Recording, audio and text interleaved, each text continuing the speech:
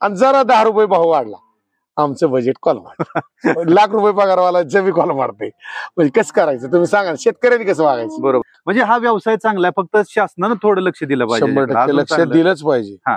कमी गायांच्या दुधाला 50 रुपये तरी जर आजच्या काळात पाहिजे, तर ती गोळी भुसा गाड्या म्हणजे मजुरांचा खर्च आणि 2 रुपये मालकाला राहतील.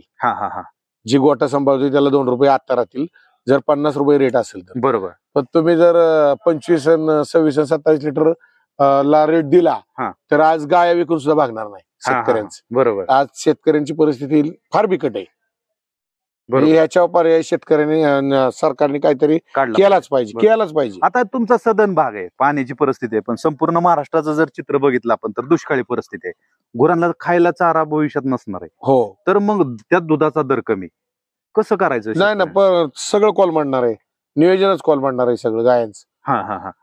लोकांचे मानसिकता कमी होईल की गाया सांभाळायची मानसिकताच राहणार नाही. नको म्हणणार, काय पदर पैसे किती दिवस शेतकरी तरी घालणार आणि कुठले घालणार? बरोबर. आज कर्ज काढून हे करून ते करून कसं तरी आपल्या दावणीचं जनावर मेलं नाही पाहिजे म्हणून सांभाळते. किती दिवस सांभाळणार? बरोबर. कारण त्याला प्रमाण आहे. तोटा किती दिवस? काय काय प्रपंचच त्याच्यावरती चालू आहे, दुग्ध व्यवसाय. बरोबर आहे. बरोबर. नोकऱ्या सोडून त्यांनी दुग्ध व्यवसायात उतरलेत. काय फायदा चांगला मिळतोय. बाकीचं सगळं लोक माग घेतात. दुधाचा जरा दर वाढला की दूध मागलं. कांद्याचं तसंच आहे, थोडा कांदा मागला की डोळ्यात पाणी येते. स्वस्त खातानी पाणी येत नाही का त्यांच्या डोळ्यात? शेतकरी मरतोय रानात, रात्रीचा 12 वाजता जाऊन दार भिजावतोय, त्यावेळेस ह्यांच्या डोळ्यात नाही का पाणी येत? 20 रुपयांनी कांदा मिळला, 10 रुपयांनी मिळला की यांना चांगले, आणि थोडा रेट वाढला की यांच्या डोळ्यात पाणी येते. कसं काय? म्हणजे शेतकरी चौकून शेतकऱ्यावर संकट येते. बरोबर. बरोबर आहे का नाही? ही परिस्थिती शेतकऱ्याची अशी आहे.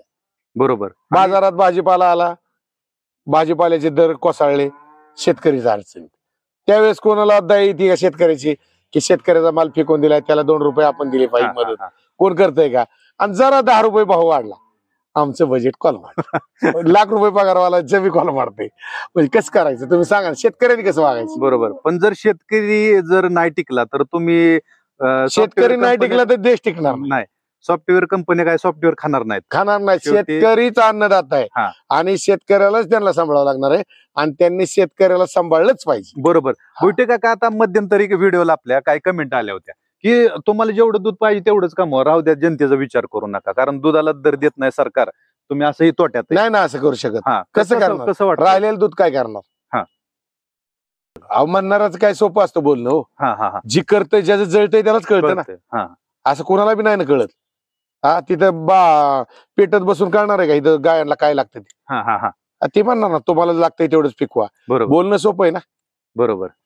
त्यांना जर म्हणलं तुम्हाला पगार लागतो एवढाच घ्या, जे आता कशाला घेताय, बाकीचा होऊ द्या सरकार जमा, करतील का?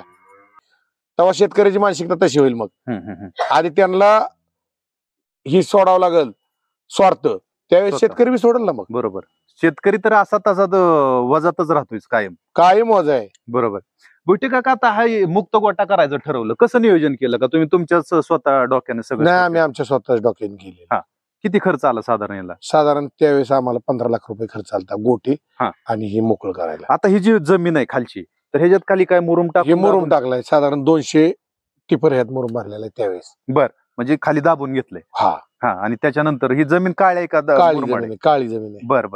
दुधाचं वेळ झाली, आता वेळ होत आली. आता बघा तुम्ही, प्रत्येक गाय आपापल्या जागेवर जाऊन उभी राहणार. बरं. किती गाय आहेत आता दुधाच्या? साधारण दुधाच्या एक 17-18 गायी येतात. बर.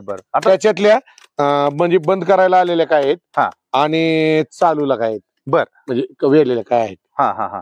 साधारण आता दुधाचं जे म्हणतो आपण उत्पादन, हे किती काळ गाय तुमचं चांगले देते? आता गाय वेल्यानंतर किती काळ दूध आपल्याला चांगलं मिळतं? साधारण 5 महिने. 5 महिने म्हणजे लावायच्या अगोदर 3 महिने, लावल्यानंतर 2 महिने. 2 महिन्यानंतर थोडं कमी करायला सुरुवात होती. बर. आता टोटल तुमच्या ज्या गाय आहेत, दिवसाचं दुधाचं कलेक्शन किती आहे आत्ताचं? साधारण आमचं दूध डेअरीला म्हणजे सर्व दूध गाय एवढ्या गायांपासून 300 लिटर पर्यंत आहे दिवसाचं. साधारण 10 लिटर इकडे तिकडं. पण ज्यावेळेस पिकअप असतोय, म्हणजे आपण म्हणतो की जास्त गायी आल्या दुधावरती, तर किती? साधारण 400 ते 500 लिटर. 500 लिटर. बर. किती दुधाला दर पाहिजे आज आपल्याला आता दुधाला कमीत कमी 50 रुपये रेट दिला पाहिजे त्यांनी आताच्या गोळी भुशाच्या किमतीनुसार. हा हा हा कारण गोळी भुशाची जर किमतीची तुलना केली तर 50 रुपयांनी रेट दिला तर गायांचं चारा, खाद्य, पशुखाद्य आणि त्याचा जे लेबर आहे मजूर त्यांचा पगार जे सगळं ताळमेळ जुळवून एक शेतकऱ्याला 2 रुपये राहतील. तर शेतकरी कसा तरी जगल. बरोबर बरोबर. आता एवढ्या गायी आहेत तुमच्या, लहान मोठ्या 50-55 आहेत.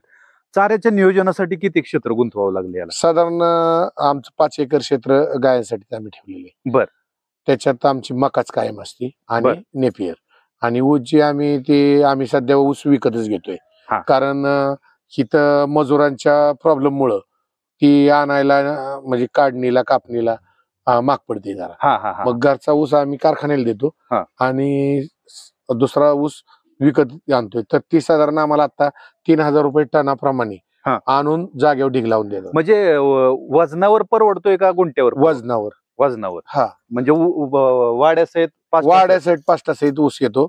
वजन करून येतो. 3 रुपये किलो प्रमाणे रेट आहे त्याचा. 86,032 आणि कवळा ऊस साधारण 10-12 महिन्याचे ऊस येते. बर.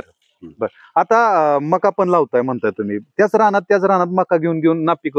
नाही, आम्ही 2 वेळेस मका लावली की 3ऱ्या वेळेस खत टाकतो. बर. त्याच्या चारा योग्य वाटतोय तुम्हाला यात सगळ्यात? म्हणजे मका 1 नंबर. मका आणि ऊस. पण आता काही लोक म्हणतात ऊस हे खाद्य नाही गायींचं. ऊसाशिवाय दूध नाही. ऊस जर तुमचं असेल व्यवस्थित प्रमाणात तर गाया दूध चांगले देतात. आणि जर ऊस बंद केला तुम्ही, ह्या गायांचा ऊस बंद करा लगेच कमी येतं दूध. ऊसात कॅल्शियम आहे. त्याच्यामुळे ऊस हा गरजेचाच आहे आणि ऊस दिलाच पाहिजे गायांना. बरोबर. कॅल्शियमचा उल्लेख पण त्याचं प्रमाण बी माप पाहिजे. नाही तर नुसता ऊस दिला तर आणि ती कुट्टी नसेल आणि ते तुकडे करून ऊस दिला तर गाया खात नाहीत ना. मग ते गायांचा बी खाण्याचा प्रॉब्लेम आहे. बरोबर. आता भविष्यातलं काय नियोजन आपलं? आता काय नाही, सध्या तरी गाया काय वाढवायचं म्हणजे डोक्यात नाही. हा एवढेच आता सध्या सांभाळायच्या. म्हणजे धंदा फक्त टिकवायचा आहे आता. यात काय कमवायचं नाही. पुढची आशा आहे 4 दिवसांनी जर रेट वाढला तर 2 पैसे होतील. ह्या आशेवर फक्त आता राहायचे. आणि यातून जे काय कालवड संगोपन होतंय तुमचं ते. बरोबर. तर आता तरुण पिढीला काय सांगाल, जे सुशिक्षित बेरोजगार तरुण आहेत, वडिलोपार्जित जमीन आहे करायला तयार नाहीत, अशा तरुणांना काय सांगाल तुम्ही? आता त्यांनी जरा शेतीकडे वळलंच पाहिजे. शेतीशिवाय पर्याय नाही हो. कारण कोरोनाच्या काळात लाख 2-2 लाख रुपये पगारवाल्यांना सुद्धा सर्व्हिस सोडून घरी यावं लागलं. बरोबर. मग शेती गरजेची आहेच. ज्यांना वाटत असेल की शेती गरजेची नाही त्यांचं सब चुकीचं आहे. शेती पाहिजे, शेती पिकावली पाहिजे आणि शेती जी पिकावतोय त्यालाच त्याचा फायदा कळतोय. बरोबर. आणि भविष्यात तर खूप चांगले दिवस येणारच आहेत. फक्त त्याला शेतकरी टिकून राहायला पाहिजे. शेतकऱ्याचं आजच एवढं कंबरट मोडलंय की ती टिकून राहूच शकत नाही. पण तरी सुद्धा म्हणजे प्रयत्न केला पाहिजे टिकून राहण्याचा, तर त्याचा पुढे फायदा आहे. बरोबर. तर म्हणजे भुईटे काका समाधान आहे आज तुम्ही दुग्ध व्यवसाय करता? समाधान आहे. ओके. आपण जो काय अनमोल वेळ दिला, अनमोल मुलाखत दिली या दुग्ध व्यवसाय संदर्भात, नक्कीच आपल्या तमाम शेतकरी बांधवांना फायद्याची ठरेल अशी आपण आशा व्यक्त करूयात. तुम्ही जो काय अनमोल वेळ दिला त्याबद्दल मी तमाम शेतकरी बांधवांच्या वतीनं आणि क्रिएशन्स या युट्यूब चॅनलच्या वतीनं आपले आभार व्यक्त करतो.